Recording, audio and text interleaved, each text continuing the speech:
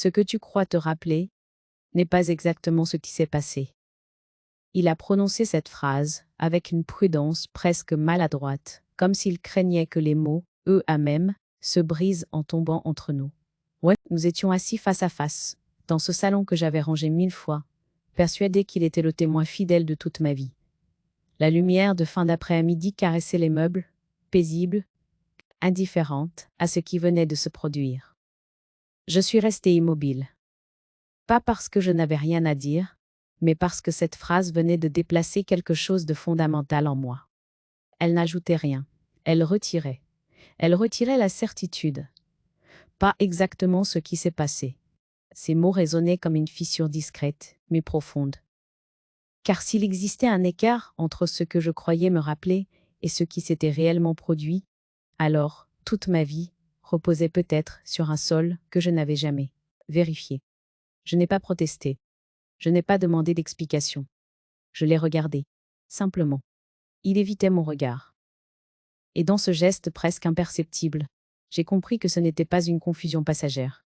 C'était un aveu déguisé. Je me suis levée lentement. J'ai marché jusqu'à la fenêtre.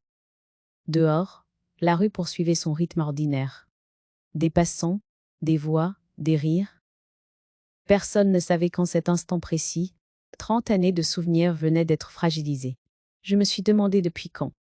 Depuis quand cette autre version existait à elle? Depuis quand ce que je racontais à moi-même, aux autres, n'était qu'un récit arrangé? La question m'a traversée sans détour, presque violemment. Je n'étais pas prête. Pas prête à envisager que ce que j'avais cru solide était peut-être une construction patiente, à répéter, polie avec le temps. Pas prête à entendre que ma mémoire elle-même avait été guidée. Je me suis revue, plus jeune, convaincue que mes souvenirs étaient des preuves, des repères, des fondations. Je les avais racontés tant de fois, que je les croyais immuables. Et voilà qu'on m'indiquait, avec douceur, qu'ils pouvaient être faux. Pas faux dans l'émotion, faux dans les faits. Cette distinction m'a glacée. Je suis retournée m'asseoir. Il parlait encore, mais je n'entendais plus vraiment ses mots. Il expliquait que certaines choses étaient compliquées, que le passé n'était jamais aussi simple qu'on le croit, que parfois on arrange pour protéger. Pour préserver, disait Aïl. Protéger qui? Préserver quoi? Je n'ai posé aucune de ces questions. Je savais déjà que les réponses seraient soigneusement enveloppées, et je n'avais plus la force d'accepter des explications qui m'écarteraient encore un peu plus de la vérité. Je sentais une humiliation silencieuse monter en moi. Pas celle d'avoir été trompée ouvertement, mais celle, plus sournoise, d'avoir vécu dans une version allégée de ma propre histoire. Comme si l'on avait jugé que je ne pouvais pas supporter l'original. 30 ans. 30 ans à porter des souvenirs que je croyais miens. À les défendre parfois. À les transmettre. Et voilà qu'ils devenaient suspects. Je me suis demandé combien de fois on m'avait dit « Pour, tu te souviens mal ». Ce n'était pas exactement comme ça. Je prenais ces phrases pour des détails, des nuances sans importance. Aujourd'hui, elles prenaient un tout autre sens. Elles formaient une ligne continue, discrète, mais cohérente. Je n'ai pas pleuré. J'ai ressenti quelque chose de plus froid, de plus stable. La perte de confiance. Pas seulement en lui, en ce que je croyais savoir. En rentrant chez moi ce soir-là, j'ai ouvert de vieilles boîtes. Des photos, des lettres, des objets que je conservais comme des preuves du passé. Je les ai regardés autrement, avec une distance nouvelle. Chaque image semblait intacte, et pourtant, une question s'imposait désormais. Que me cache ATA1 encore? Je me suis assise sur le lit, les photos étalées autour de moi. Et pour la première fois de ma vie, j'ai compris que les souvenirs peuvent être façonnés avec autant de soin que des mensonges. On ne les invente pas, on les oriente, on les répète, jusqu'à ce qu'ils deviennent évidents. Ce soir-là, je n'ai pas dormi. Pas parce que j'avais peur. Parce que quelque chose en moi refusait désormais de se rendormir. Je sentais confusément que ce que je venais d'entendre n'était qu'une fissure initiale, que la vérité, la vraie, n'avait pas encore montré son visage. Je ne savais pas encore ce qu'elle allait détruire. Mais je comprenais déjà une chose essentielle. Si 30 ans de souvenirs pouvaient être remis en question en une phrase, alors ce que j'appelais ma vie reposait peut-être sur un accord tacite auquel je n'avais jamais consenti. Le silence, jusqu'alors, avait été un refuge. À cet instant précis, il devenait un signal d'alarme. Et je sentais, sans encore pouvoir le nommer, que rien ne resterait intact après cela. Avant cette phrase qui avait tout fissuré, je croyais sincèrement que ma vie avait été simple. Pas facile, non, mais lisible. Une ligne continue, sans détour excessif. J'aimais cette idée. Elle me rassurait. Elle donnait un sens à tout ce que j'avais accepté, sans discuter. Je m'étais mariée il y a plus de 30 ans. J'étais jeune, confiante, persuadée que l'amour se prouvait surtout par la durée. Mon mari n'était pas un homme expansif, il parlait peu, expliquait encore moins. Mais il était là. Présent physiquement, constant dans ses habitudes. Je prenais son silence pour une forme de solidité. Jamais je n'ai pensé qu'il puisse cacher autre chose qu'une pudeur maladroite. Notre vie commune s'est installée sans heurts. Nous avons acheté une maison modeste, un peu à l'écart, que nous avons aménagée progressivement. Chaque pièce portait la marque de mes efforts, de mes choix. J'y avais mis tout ce que je savais faire, de l'ordre, de la patience, du soin. Cette maison est devenue le décor fixe de mes souvenirs, le cadre rassurant dans lequel tout semblait cohérent.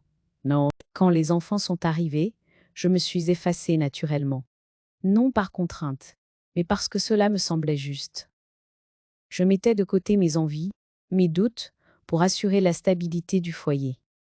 À cette époque, on ne parlait pas de charge mentale ou de sacrifice invisible. On parlait simplement de ce qu'il fallait faire. Et je l'ai fait, sans compter. Les années ont passé ainsi, rythmées par des habitudes solides. Les repas aux mêmes heures. Les vacances au même endroit. Les histoires racontées et répétées, jusqu'à devenir familières. Je me rendais compte que je racontais souvent les mêmes souvenirs, avec les mêmes mots, les mêmes images. Ils devenaient plus lisses avec le temps, débarrassés de leurs aspérités. Je ne m'en rendais pas compte alors, mais ces souvenirs étaient déjà sélectionnés. Certains détails disparaissaient, d'autres prenaient plus de place. Ce que je racontais finissait par remplacer ce qui avait réellement été vécu. Et comme personne ne me contredisait vraiment, je croyais que ma mémoire était fidèle. Il y avait pourtant des zones floues, des événements que je n'arrivais pas à dater précisément, des épisodes que je racontais différemment selon les moments. Quand cela arrivait, on me souriait gentiment. « Tu confonds », disait Aon. Ce n'était pas tout à fait comme ça. Je riais. Je me disais que la mémoire joue des tours, surtout avec les années. Je n'imaginais pas que ces corrections n'étaient pas innocentes. Elle traçait doucement les contours d'un récit acceptable, d'une version plus confortable pour tous. Avec le temps, j'ai cessé de questionner ces zones d'ombre, non parce qu'elles me dérangeaient, mais parce qu'elles semblaient sans importance. J'avais confiance.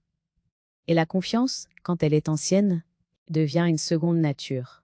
Après la mort de mon mari, j'ai encore davantage idéalisé notre histoire, comme si le fait qu'il ne puisse plus répondre transformait nos souvenirs en vérité intouchable. Je racontais notre vie commune avec tendresse, parfois avec fierté. Ces récits faisaient partie de mon identité. Ils disaient qui j'avais été, ce que j'avais construit.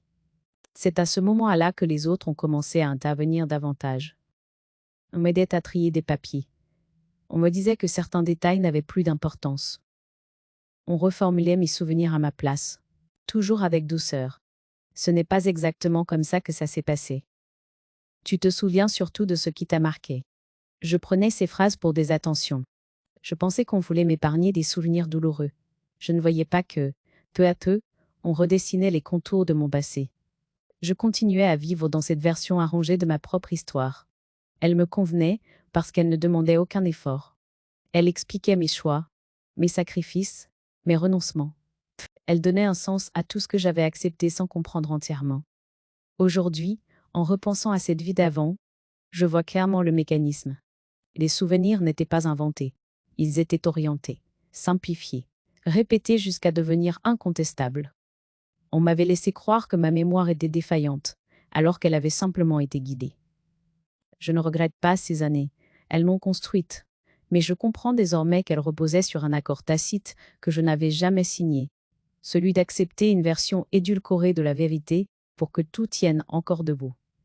À ce moment-là, je ne savais toujours pas ce qui avait été caché exactement. Je n'avais aucune preuve, aucun document. Seulement cette sensation persistante, que mes souvenirs, si précieux, n'étaient peut-être pas les miens entièrement. Et cette sensation, désormais, refusait de se taire. Avant cette rase qui avait fissuré tout ce que je croyais solide, je pensais avoir vécu une vie simple, presque exemplaire. Une vie sans éclat, mais sans chaos non plus. Une vie que l'on raconte, sans trembler, parce qu'on croit qu'elle repose sur des faits clairs, des souvenirs fiables, des choix assumés. Je m'étais mariée il y a plus de 30 ans. À cette époque, je ne cherchais pas le bonheur spectaculaire. Je voulais la durée, la stabilité, quelqu'un sur qui m'appuyer.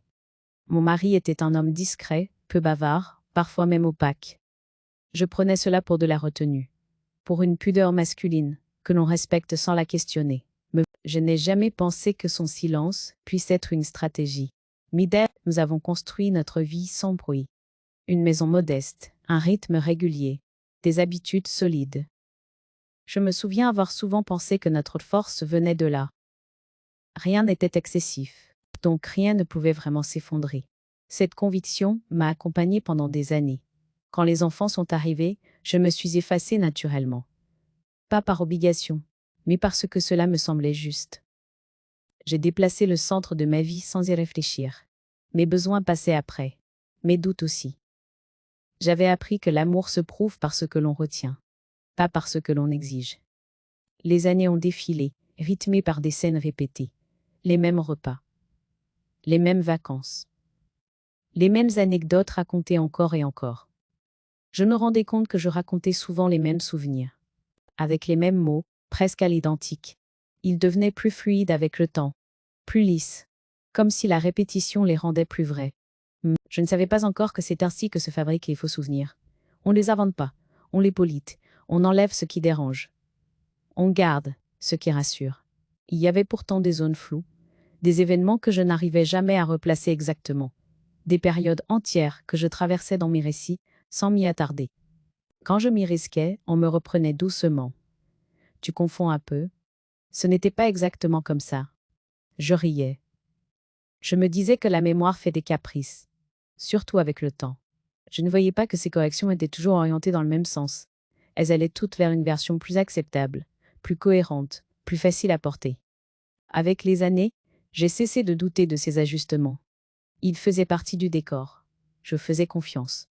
Et la confiance, quand elle dure longtemps, devient invisible. Elle ne se questionne plus. Après la mort de mon mari, cette version de notre histoire s'est figée. Je racontais notre vie avec tendresse, parfois avec une certaine fierté. Ces souvenirs faisaient partie de mon identité. Ils expliquaient mes choix, mes renoncements, ma patience. Ils donnaient un sens à tout ce que j'avais accepté, sans poser de questions. C'est à ce moment-là que les autres ont commencé à intervenir davantage. On m'a aidé à trier des papiers. On m'a dit que certains détails n'avaient plus d'importance. On reformulait parfois mes souvenirs à ma place. Toujours avec douceur. Ce n'est pas ce que tu crois. Tu te rappelles surtout ce qui t'a marqué. Je prenais ces phrases pour de la bienveillance. Je pensais qu'on voulait me protéger, m'épargner des souvenirs trop lourds. Je ne voyais pas que, peu à peu, on redessinait les contours de mon passé. Je continuais à vivre dans ce récit arrangé, sans en avoir conscience. Il me convenait, parce qu'il expliquait tout. Il rendait mes sacrifices logiques. Il justifiait mon silence. Il donnait une forme honorable à ce que j'avais perdu en peu chemin. Aujourd'hui, en repensant à cette vie d'avant, je comprends que mes souvenirs n'étaient pas faux par nature. Ils étaient incomplets par construction. On m'avait laissé croire que ma mémoire était défaillante, alors qu'elle avait simplement été guidée, orientée, répétée, jusqu'à devenir évidente. Je ne regrette pas ces années. Elles m'ont construite. Mais je sais désormais qu'elles reposaient sur un accord tacite que je n'avais jamais signé, celui d'accepter une version simplifiée de la vérité pour que tout continue à tenir. À ce stade, je ne savais toujours pas ce qui avait été caché exactement. Aucun fait précis, aucun document. Seulement cette sensation persistante que quelque chose, dans mes souvenirs les plus chers, ne m'appartenait pas entièrement, et cette sensation, désormais, refusait obstinément de se taire. Je ne saurais pas dire à quel moment précis j'ai commencé à me sentir déplacée dans ma propre vie. Il n'y a pas eu de rupture franche, pas de mots trop durs, pas de scène mémorable. Tout s'est fait doucement, presque avec politesse, comme si l'on m'avait lentement poussé vers le bord, sans jamais me dire que je n'étais plus au centre. Au début, ce furent des détails anodins. Des conversations qui s'interrompaient quand j'entrais dans une pièce. Des phrases laissées en suspens. On me souriait aussitôt, comme pour effacer ce que j'avais surpris. Je n'insistais pas. J'avais appris que certaines choses ne me concernaient plus. Vraiment, ou du moins qu'il valait mieux le croire. Puis il y eut ces souvenirs que l'on corrigeait. Une anecdote que je racontais depuis des années, soudain remise en question. Tu te trompes un peu? Ce n'est pas exactement comme ça que ça s'est passé. Au début, je riais. Je mettais cela sur le compte du temps, de la fatigue, de la mémoire qui se fragilise. Mais ces corrections devenaient de plus en plus fréquentes. Et surtout, elles allaient toujours dans le même sens. Elles allégeaient. Elles simplifiaient. Elles rendaient l'histoire plus acceptable. Je me suis surprise à douter de moi, à hésiter avant de raconter, à reformuler intérieurement mes souvenirs pour qu'ils ne soient pas contestés. Là, peu à peu, je parlais moins. Non par prudence consciente, mais par lassitude. Il est épuisant de devoir défendre ce que l'on a vécu. Il y eut aussi les décisions prises sans moi. Pour te faciliter la vie, disait Taon, on triait mes papiers. On déplaçait des dossiers. Certains documents disparaissaient de mes tiroirs. Quand je demandais où ils étaient passés, on me répondait que ce n'était plus utile, que cela compliquait inutilement les choses. Affreux, je voulais croire qu'il s'agissait d'aide. Pourtant, cette aide avait un goût étrange. Elle me donnait l'impression d'être doucement dessaisie, comme si l'on m'enlevait, pièce par pièce, le droit de gérer ce qui m'appartenait. Lors des réunions familiales, ma place changeait subtilement. On me mettait à l'extrémité de la table. Les discussions sérieuses se tenaient ailleurs. On me demandait surtout comment j'allais, si je n'étais pas trop fatiguée. On ne me demandait plus mon avis. Comme si j'étais passée du rôle de témoin principal à celui de figurante. Je souriais. Toujours. Le sourire est une arme silencieuse. Il évite les conflits. Il rassure les autres. J'avais appris que préserver l'harmonie valait bien quelques renoncements supplémentaires. Mais ces renoncements s'accumulaient. Un jour, j'ai voulu revoir une vieille boîte de photos. On m'a dit qu'elle avait été rangée en sécurité. On ne savait plus exactement où. Un autre jour, j'ai posé une question précise sur un événement ancien. On m'a répondu que ce n'était pas important, que je me focalisais sur des détails inutiles. J'ai senti une impatience contenue, comme si ma curiosité devenait une menace. Je n'ai pas insisté. La peur de passer pour une vieille femme confuse est une peur sournoise. Elle vous réduit au silence, plus sûrement qu'une interdiction claire. On finit par se dire que le problème vient de soi, que l'on exagère, que l'on devient pénible. Pourtant, au fond de moi, quelque chose résistait. Une sensation persistante, difficile à formuler. Ce n'était pas seulement une question de respect, c'était une question de vérité. Et cette vérité semblait se tenir juste hors de ma portée. Je me suis mise à observer davantage, à écouter plus que je ne parlais. Non par soumission, mais par nécessité. Je notais les contradictions, les silences trop nets, les regards échangés quand je posais une question. Tout formait un ensemble cohérent, même si je n'en voyais pas encore le centre. Je me demandais souvent pourquoi je n'avais pas réagi plus tôt. La réponse était simple et douloureuse. J'aimais encore. Et l'amour, surtout quand il a duré 30 ans, rend aveugle aux manipulations les plus douces. On confond la délicatesse avec l'effacement. On accepte ce qu'on n'accepterait jamais d'un étranger. Avec le recul, je vois le mécanisme. On m'a rendue incertaine de mes souvenirs avant de m'écarter de la vérité. On m'a habituée à douter de moi avant de décider à ma place. Tout se faisait lentement, sans heurts, comme si le temps devait anesthésier toute résistance. À ce stade, je ne savais toujours pas ce qu'on me cachait. Aucun fait précis. Aucun document. Aucun mot clair. Mais je sentais déjà les effets de ce mensonge diffus. Comme une brume qui altérait chaque souvenir, chaque certitude. Je me rapprochais d'un seuil, sans encore le nommer. Celui où l'on cesse de se taire par amour pour commencer à regarder par lucidité. Et je pressentais que, de l'autre côté de ce seuil, mes souvenirs ne seraient plus jamais de simples refuges. Ils allaient devenir des questions. La goutte d'eau n'a pas été une révélation spectaculaire. Elle n'a pas pris la forme d'une confession, ni d'une dispute. Elle est arrivée par un geste banal, presque anodin, comme si la vérité avait attendu que je cesse enfin de détourner les yeux. C'était un matin calme, la maison semblait suspendue, figée dans cette tranquillité trompeuse que je connaissais trop bien. J'avais décidé de ranger un placard ancien, celui que l'on n'ouvrait plus depuis longtemps. Un geste ordinaire, sans intention particulière. En tirant une étagère du bas, j'ai senti une résistance inhabituelle. Quelque chose était coincé. Au fond, une chemise cartonnée, jaunie par le temps, avait été glissée à la hâte. Mon nom y figurait, écrit d'une main que je ne reconnaissais pas. Une date ancienne, bien antérieure à ce que je croyais être le début de notre histoire, était inscrite en dessous. J'ai ressenti un léger vertige. Cette date ne correspondait à aucun souvenir clair. Et pourtant, elle était là, nette, indiscutable. J'ai hésité. Refermer le placard, me dire que ce n'était rien. Continuer à croire que mes doutes étaient exagérés. Cette tentation n'a duré qu'une seconde. Trop de signes s'alignaient désormais pour que je puisse encore reculer. J'ai ouvert la chemise. À l'intérieur, des documents soigneusement classés.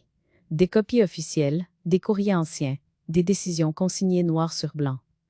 Des faits, des dates, des signatures. Rien de flou.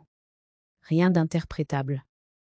Ce que je lisais ne contredisait pas seulement mes souvenirs, cela les déplaçait entièrement. Je me suis assise, lentement. J'ai relu chaque page, une première fois, puis une deuxième. À mesure que je comprenais, une certitude froide s'installait. Ce que j'appelais mes souvenirs n'était pas faux, dans l'émotion, mais incomplet par construction. On m'avait donné une version suffisante pour que je tienne, pour que je ne pose pas de questions. Certains événements que je croyais fondateurs avaient été arrangés. Des décisions majeures avaient été prises sans moi, bien avant ce que j'avais toujours raconté. Des choix que je pensais partagés ne l'avaient jamais été. Tout prenait un autre sens. Mes sacrifices, mes silences, ma patience. Je n'ai pas pleuré. J'ai ressenti quelque chose de plus dense, de plus irréversible, la confirmation. Ce que je pressentais depuis des mois n'était pas une inquiétude vague, c'était une réalité documentée. Soigneusement dissimulée sous 30 ans de récits répétés. J'ai refermé la chemise avec soin. Je l'ai reposée exactement à l'endroit où je l'avais trouvée. Puis je suis sortie prendre l'air. J'avais besoin de mouvement pour ne pas étouffer. Dehors, la vie continuait. Des passants, des voitures, des voix. Le monde ne s'était pas arrêté, parce que mes souvenirs venaient de s'effondrer. Assise sur un banc, j'ai repensé à tout ce que j'avais raconté pendant des années. À ces anecdotes que je répétais avec conviction. À ces souvenirs que je défendais parfois contre ceux qui les minimisaient. Je comprenais maintenant pourquoi certaines personnes détournaient le regard quand je parlais. Elles savaient.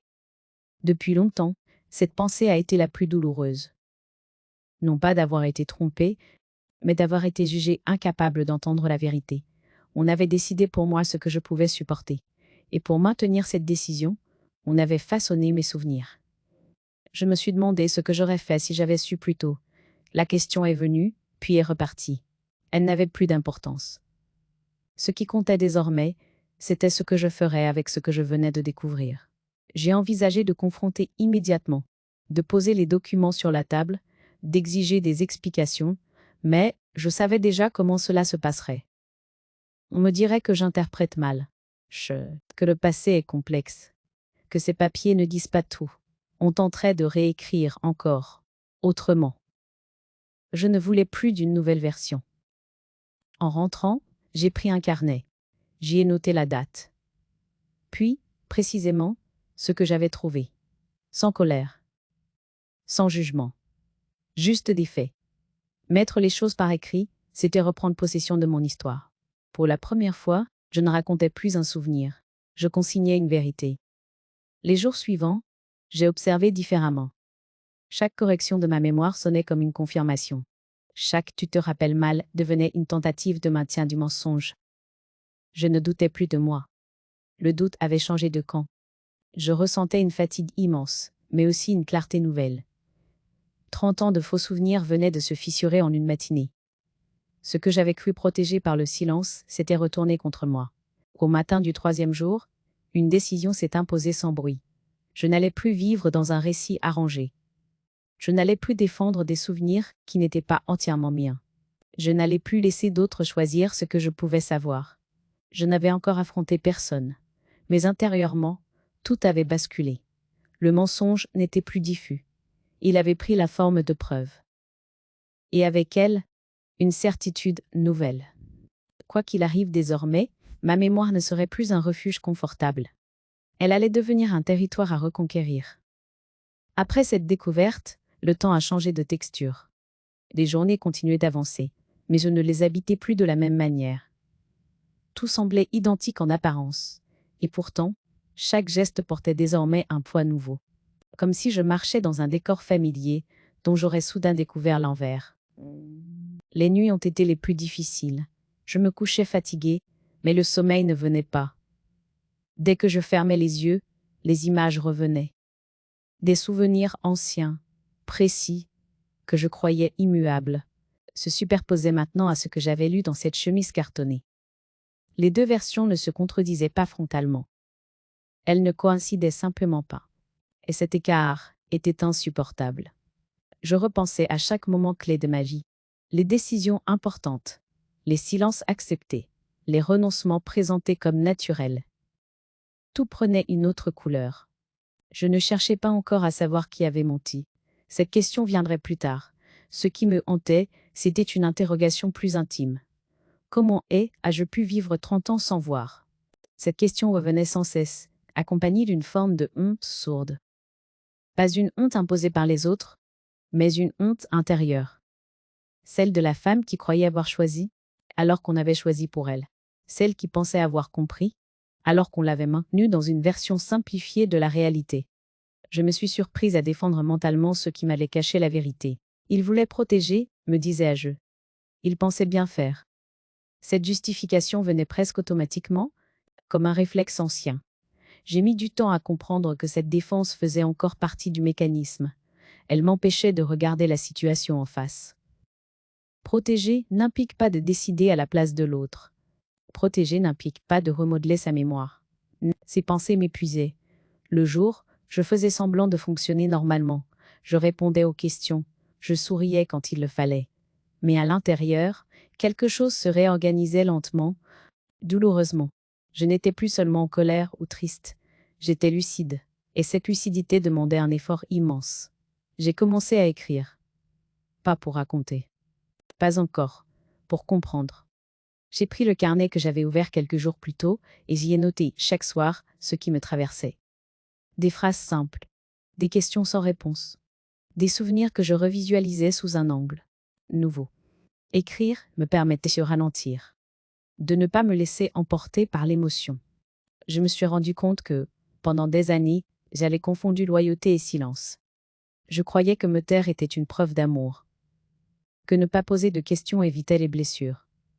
Or, ce silence avait surtout facilité le mensonge. Il avait permis aux autres de construire un récit dans lequel je n'avais qu'un rôle secondaire. Cette prise de conscience a été brutale. Elle ne s'est pas faite en une seule fois, mais par vagues successives. Chaque fois que je pensais avoir compris, une nouvelle couche apparaissait. Je découvrais combien il est facile de façonner la mémoire de quelqu'un qui a confiance. Je me demandais aussi ce que je risquais désormais. Pas matériellement, intérieurement. La vérité a un prix. Je le sentais confusément.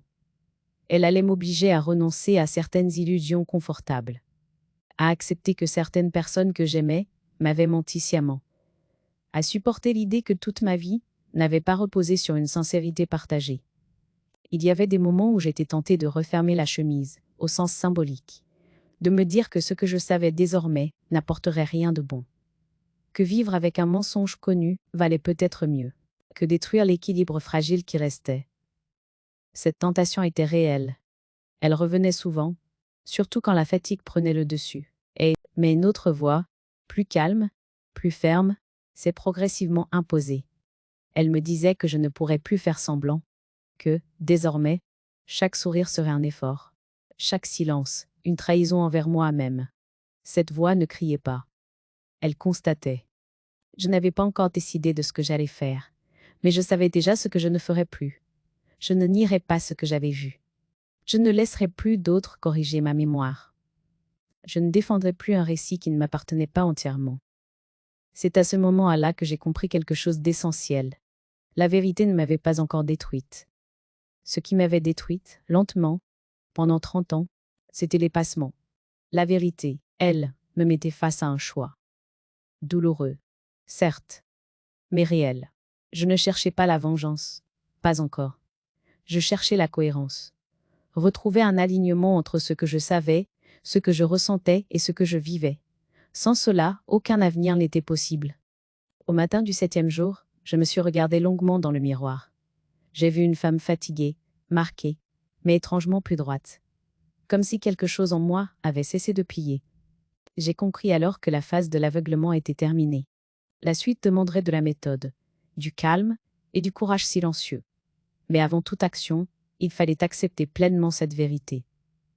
Mes souvenirs n'étaient plus un refuge. Ils étaient devenus un terrain de vérité, et je n'avais plus le droit de m'en détourner. La décision de me préparer n'est pas née d'un accès de colère. Elle est venue d'une évidence tranquille. Désormais, la vérité devait être protégée par des faits. Les émotions, je les connaissais trop bien. Elles m'avaient tenu immobile pendant des années. Ce qu'il me fallait maintenant, c'était de la méthode. Je n'ai parlé à personne de ce que j'avais découvert. Pas par peur, mais par prudence. J'avais compris que la moindre phrase, la moindre allusion, pouvait relancer la machine des explications arrangées. Je me suis donc tue autrement, un silence organisé, attentif, qui ne laissait rien paraître. La première démarche a été simple. Reprendre tous mes papiers, ceux que je possédais encore, et ceux que je pensais avoir perdus. J'ai demandé des duplicata, patiemment. Actes, relevés, courriers anciens. Chaque document retrouvé était une pièce qui revenait à sa place. Je travaillais sans urgence apparente, mais avec une détermination constante. J'ai pris rendez-vous avec un notaire que personne ne connaissait, un homme calme, précis, qui m'a écouté sans m'interrompre. Je n'ai pas raconté toute mon histoire. J'ai présenté des faits, des dates, des incohérences. Il n'a pas exprimé d'étonnement. Il a simplement posé les bonnes questions. Celles qui permettent de voir clair. En sortant de ce rendez-vous, j'ai ressenti un soulagement discret. Rien n'était encore réglé, mais je savais désormais que mes doutes n'étaient pas imaginaires. Le droit, lui, ne s'embarrasse pas de souvenirs flous. Il exige des preuves, et ces preuves existaient.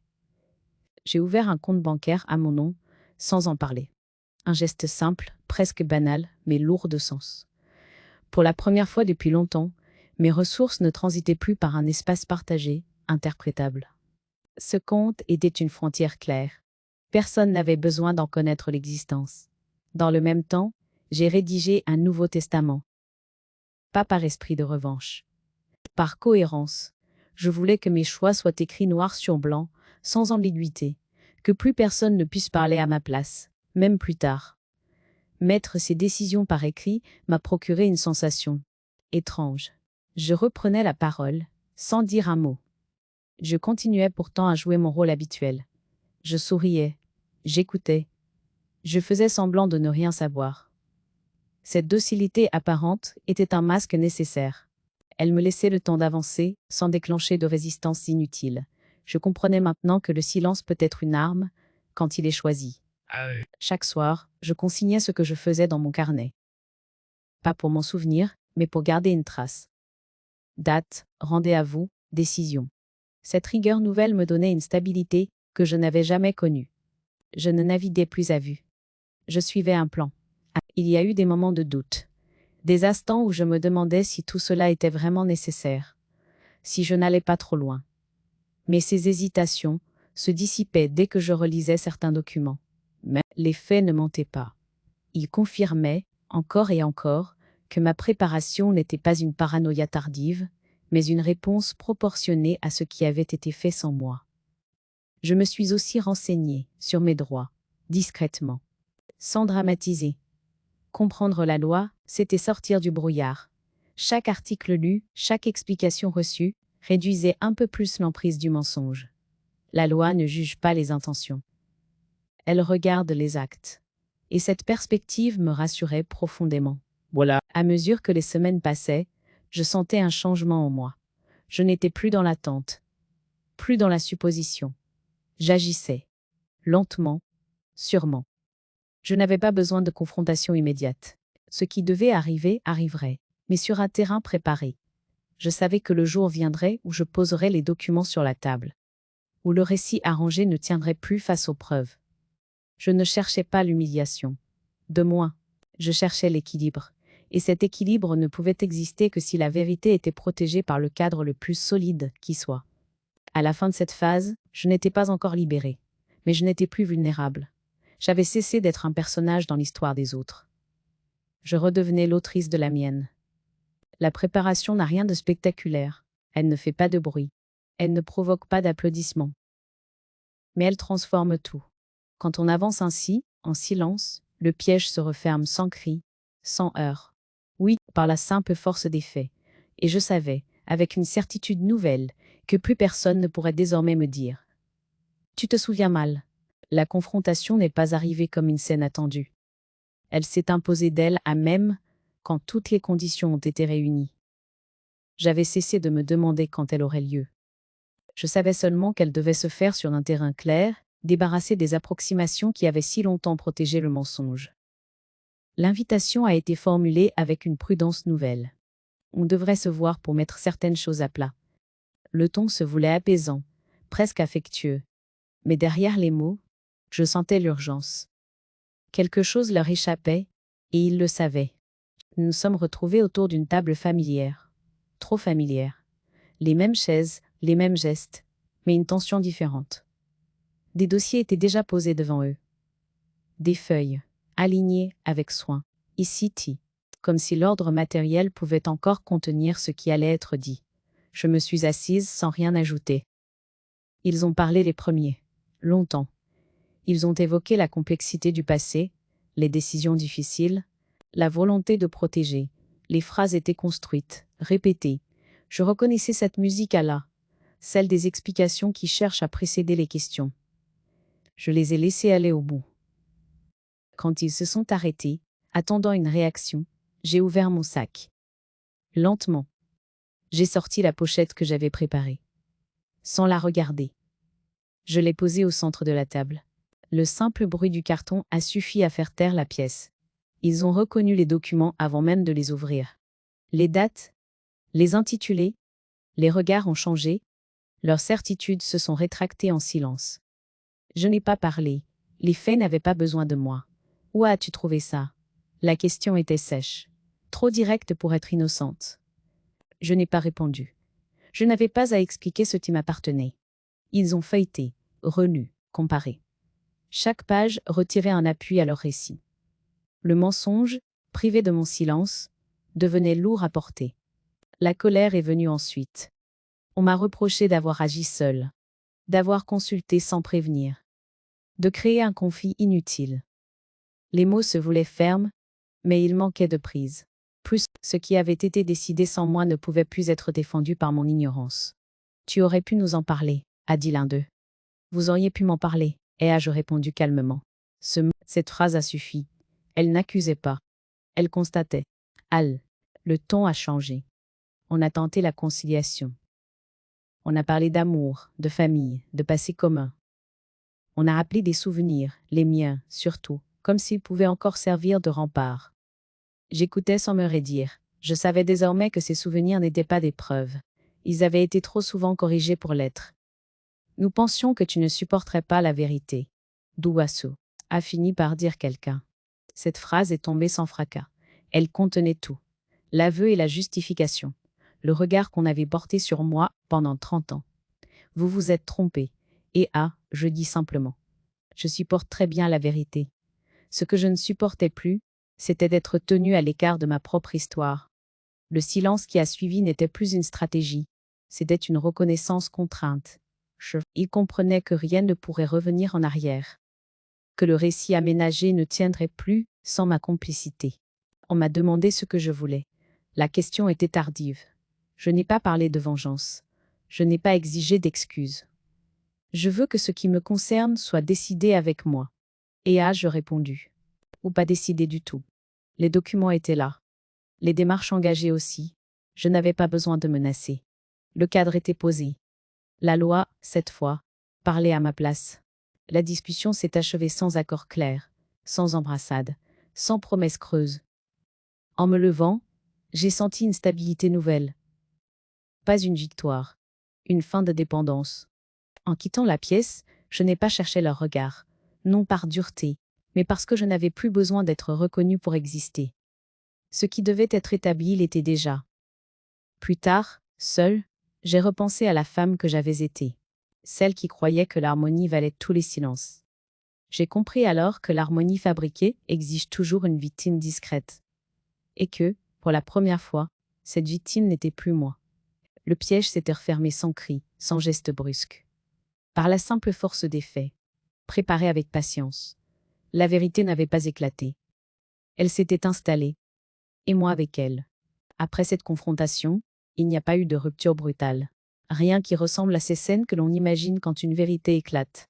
Pas de cris, pas de porte claquée, pas de phrase définitive. Ce qui s'est produit a été plus lent, plus insidieux, mais tout aussi irréversible. Le mensonge, une fois privé de mon silence, s'est mis à circuler librement entre eux. Les jours suivants, les appels se sont faits plus rares, puis plus tendus. Quand le téléphone sonnait, je reconnaissais aussitôt la nervosité dans les voix. On me parlait peu de moi. On parlait surtout des autres. Les versions se contredisaient. Chacun tentait de se dégager de la responsabilité, comme si elle était devenue trop lourde à porter. Je n'intervenais pas. Je comprenais que ce n'était plus mon rôle. Pendant 30 ans, j'avais été le point d'équilibre. Celle qui absorbait les tensions, qui arrondissait les angles, qui acceptait les silences pour que tout continue à tenir. Désormais, cette fonction n'existait plus. Et sans elle, la structure révélait sa fragilité. Certains cherchaient encore à me convaincre. Tu sais bien que ce n'était pas contre toi. On a fait comme on a pu.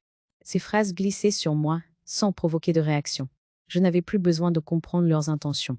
Ce qui comptait, c'était l'effet produit. Et cet effet avait été de me tenir à l'écart de ma propre histoire. D'autres, au contraire, se sont éloignés sans explication. Le silence est parfois plus confortable que l'aveu. Je n'ai pas cherché à les retenir. On ne retient pas quelqu'un qui n'a jamais vraiment voulu regarder la vérité en face. Les réunions familiales se sont défaites presque naturellement. Les repas prévus ont été annulés, puis oubliés.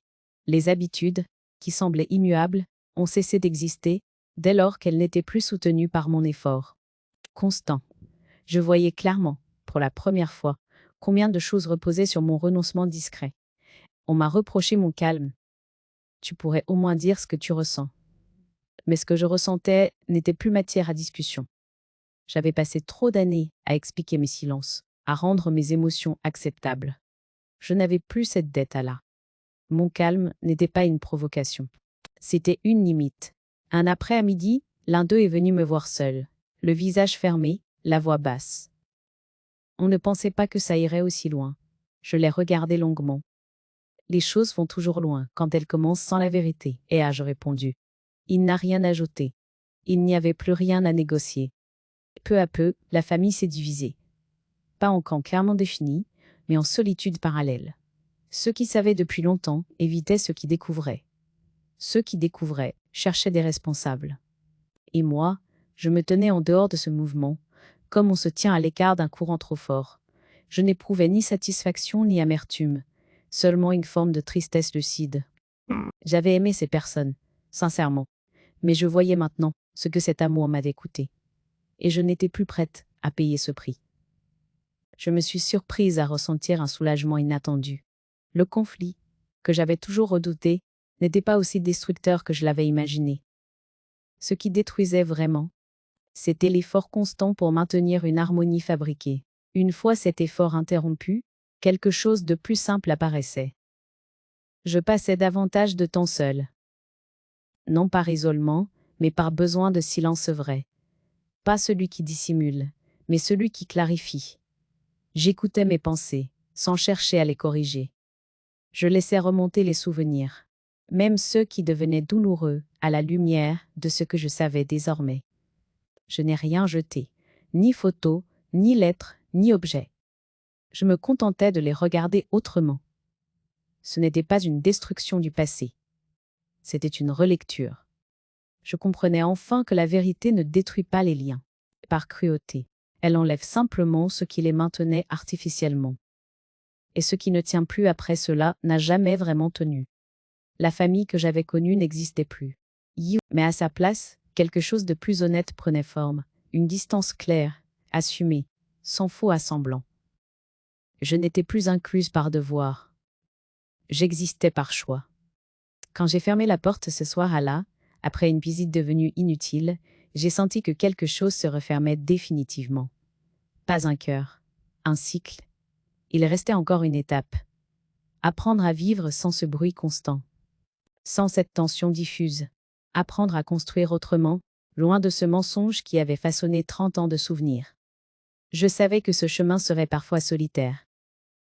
Mais pour la première fois, cette solitude n'était pas une exclusion. Moi, c'était un espace. Je ne suis pas partie sur un coup de tête. J'ai pris le temps de quitter ce qui avait cessé de m'abriter. Les murs, les objets, les habitudes n'avaient plus la même voix. Ils murmuraient encore l'ancien récit, celui que j'avais porté sans le savoir. Je les ai salués sans nostalgie excessive. On peut remercier ce qui a été, sans s'y attacher davantage. J'ai choisi un endroit simple, près de l'eau. Pas pour effacer le passé, mais pour l'empêcher de parler trop fort. La mer ne raconte pas d'histoire arrangée. Elle va, revient, se retire. Elle n'explique rien. Cette sobriété m'a plu. J'ai trouvé un petit appartement lumineux, sans souvenir imposé. Tout y était à inventer. Les premiers jours, j'ai vécu lentement. J'ai déballé mes affaires avec attention, comme si chaque objet devait désormais mériter sa place. J'ai laissé certaines boîtes fermées. Pas par peur, mais par respect pour mon propre rythme. J'apprenais à décider, sans me justifier, à m'arrêter quand je le voulais, à ne plus remplir les silences par habitude. Je marchais chaque matin le long de la promenade. Les visages devenaient familiers sans devenir envahissants. Un salut, parfois un sourire. Personne ne me demandait d'où je venais, ni ce que j'avais traversé. Et si mon histoire n'était pas une condition d'existence, elle était un choix. 2. J'ai redécouvert le goût des gestes simples. Préparer un café sans regarder l'heure. Lire longtemps, sans surveiller la faim. Choisir des fruits pour leur odeur, non pour les préférences des autres. Ces détails, autrefois insignifiants, prenaient une valeur nouvelle. Ils étaient le signe d'une liberté discrète, mais réelle. Il m'arrivait de penser à eux, à la famille d'avant. Pas avec colère, avec une distance étonnée. Comme on repense à un lieu que l'on a quitté depuis longtemps et qui ne nous appartient plus. Je n'essayais plus de comprendre leurs raisons. Cette quête avait cessé d'être nécessaire. Comprendre n'est pas toujours réparer. Je recevais parfois des messages courts, hésitants. Certains tentaient de recréer une normalité impossible. D'autres cherchaient un apaisement à travers mes réponses. Je répondais peu. Et quand je le faisais, c'était sans reproche et sans promesse. Je n'ouvrais plus de porte que je n'étais pas prête à refermer. Un après-midi, face à la mer, j'ai réfléchi au pardon. On le confond souvent avec l'oubli ou l'excuse. Pour moi, il a pris une autre forme. Pardonner, c'était cesser d'attendre une reconnaissance qui ne viendrait peut-être jamais. C'était rendre à l'autre la responsabilité de ses actes, sans les porter à sa place. Je n'ai pas pardonné pour eux. J'ai pardonné pour alléger ce qui m'encombrait encore. Peu à peu, j'ai tissé de nouveaux liens. Un café où l'on connaissait mon prénom. Une voisine avec qui je parlais du vent et des saisons. Des échanges simples, sans arrière-plan. Ces relations n'exigeaient pas de silence complice. Elles acceptaient ma présence telle qu'elle était. J'ai acheté un carnet neuf. Pas pour consigner des preuves. Pas pour me défendre. Pour écrire ce qui venait, sans objectif. Des pensées courtes. Des images. Des souvenirs revisités, parfois. Écrire sans stratégie m'a appris quelque chose d'essentiel. Je n'avais plus besoin de prouver ma lucidité. Elle m'habitait déjà. Je me suis surprise à sourire seule, à m'arrêter pour regarder la lumière changer sur l'eau, à apprécier la fatigue saine d'une journée passée dehors. Ces moments n'étaient pas spectaculaires. Ils étaient justes. Et cette justesse me suffisait. Il y avait une mélancolie, parfois. On ne traverse pas 30 ans de faux souvenirs sans en garder la trace. Mais cette mélancolie n'était plus une blessure. Ouverte, elle ressemblait à une cicatrice ancienne, sensible par endroits, mais refermée. Je comprenais désormais que la liberté n'est pas toujours un cri. Elle s'installe quand on cesse de se trahir pour préserver des équilibres fragiles. Quand on accepte que certains récits s'effondrent pour que la vie devienne respirable. Je ne vivais plus dans une histoire transmise. Je vivais dans une réalité choisie. Et ce choix, tardif peut-être, était profondément apaisant. Je savais que la dernière étape serait intérieure. Trouver les mots justes pour clore sans nier. Mettre un point final là où l'on m'avait laissé dans l'ellipse. Dans ce silence nouveau, choisi, je sentais que j'approchais de la fin du chemin. Non comme d'une perte, mais comme d'une réconciliation avec moi à même. Il m'arrive encore de me réveiller très tôt, avant que la lumière ne s'installe vraiment. Je reste allongé quelques minutes, à écouter le silence autour de moi. Il n'est plus celui d'autrefois. Il ne cache rien. Il ne protège plus un mensonge. Il est simplement là, clair, respirable. Et je comprends alors que ce silence, Allah, m'appartient. Je pense parfois à la femme que j'ai été pendant 30 ans. Celle qui croyait que la stabilité était une preuve de vérité.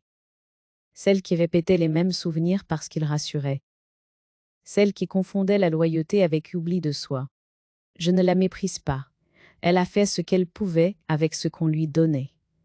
Elle a aimé sincèrement, sans soupçonner que l'amour pouvait aussi servir de paravent. Longtemps, j'ai cru que mes souvenirs me définissaient. Qu'ils étaient la preuve de ma cohérence, de ma fidélité, de ma constance. Aujourd'hui, je sais que les souvenirs peuvent être façonnés, orientés, répétés jusqu'à devenir une vérité confortable. Ils ne sont pas toujours des mensonges. Ils sont parfois des denis à vérité suffisamment solides pour durer toute une vie. On m'a dit que la vérité avait tout détruit. C'est vrai, d'une certaine manière. Elle a détruit un récit. Elle a détruit une harmonie fragile. Elle a détruit une image de moi à même dans laquelle je me reconnaissais à peine. Mais ce qu'elle a laissé derrière elle est plus précieux que ce qu'elle a emporté. Elle a laissé de la clarté. J'ai compris que ce qui m'avait réellement usé n'était pas le mensonge en lui à même, mais le rôle que j'avais accepté d'y jouer. Me taire, arrondir, douter de moi, accepter qu'on corrige ma mémoire pour que tout continue à tenir. Ce mécanisme est insidieux. Il ne fait pas mal immédiatement, il anesthésie lentement. La vérité, elle, fait mal d'un coup. Mais elle rend la respiration possible. Aujourd'hui, ma vie est plus simple. Plus étroite peut-être, mais droite. Je ne porte plus de souvenirs que je dois défendre. Je ne raconte plus d'histoires pour préserver l'équilibre des autres. Je vis dans une réalité qui ne demande pas de justification permanente. Je regarde la mer souvent. Elle ne conserve rien. Elle ne ment pas. Elle efface et recommence. Elle m'a appris que la continuité n'exige pas la fidélité à un récit faux, mais l'acceptation lucide de ce qui a été. Je pense aussi à celles et ceux qui vivent encore dans un silence trop lourd, à ceux qui sentent confusément qu'un détail cloche, qu'un souvenir résiste, mais qui préfèrent ne pas regarder de peur de tout perdre. À eux, je voudrais dire ceci. Vous n'êtes pas faible parce que vous vous êtes tu. Vous avez souvent cru protéger ce qui comptait. Oui, mais il arrive un moment où le silence cesse d'être un refuge. Il devient une cage invisible. Et ce moment ne dépend ni de l'âge, ni des circonstances idéales. Il dépend d'une décision intérieure, celle de ne plus se trahir soi à même. Il n'est jamais trop tard pour poser des limites, même tardives, même imparfaites, même silencieuses. La clarté, la patience, parfois la loi, peuvent devenir des alliés plus sûrs que les explications sans fin ou les cris inutiles. Je n'ai pas reconstruit ma vie contre quelqu'un. Je l'ai reconstruite à partir de moi, à partir de faits clairs, à partir d'un choix simple. Ne plus vivre dans une histoire arrangée. 30 ans de faux souvenirs se sont effondrés. Mais ce qui s'est relevé à leur place est plus solide que tout ce que j'avais connu auparavant. Une paix sans illusion. Une dignité tranquille. Une voix intérieure qui n'a plus besoin d'être corrigée. Si je devais laisser un dernier mot, ce ne serait ni une accusation, ni une leçon. Ce serait une phrase pour celles et ceux qui hésitent encore entre parler et se taire, entre préserver et disparaître. Le silence peut aussi être une forme de justice.